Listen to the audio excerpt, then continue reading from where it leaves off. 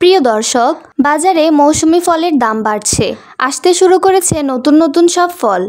সাংবাদিক মোহাম্মদ কামরুজ্জামানের তথ্যচিত্রে খবর পড়ছি আমি ফাহমিদা জাহান জুথি। শহরের বিভিন্ন স্থান ও মহাসড়কের দুই পাশে ফল নিয়ে বসতে শুরু করেছে অনেক ফল ব্যবসায়ী ও হকাররা।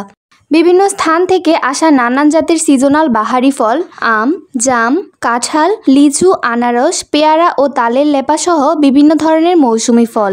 গত সপ্তাহে যে আমের দাম ছিল ৮০ থেকে ৯০ টাকা, আজ তা বেড়ে হয়েছে ১২০ থেকে ১৭০ টাকা। এদিকে লিচুর দামও বেড়ে ৩৫০ থেকে ৫৫০ টাকা। দাম বাড়ার কারণ হিসেবে ঘূর্ণিঝড় রিমালকে দায়ী করছেন বিক্রেতারা। তাদের দাবি, ঝড়ে মৌসুমি ফল অনেক নষ্ট হয়ে গেছে।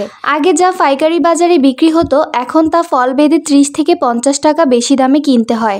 বর্তমানে কালো জাম ১৮০ থেকে ২০০ টাকা কেজি, আনারস প্রকারভেদে প্রতি হালি ৮০ থেকে ১৪০ টাকা, রূপালি আম ১৪০ টাকা।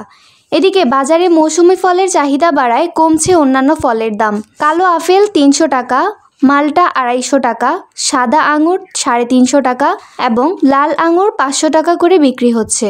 ফাহমিদা জাহান জুথি, ডাকাতিয়া ডাক, হাজীগঞ্জ, চাঁদপুর।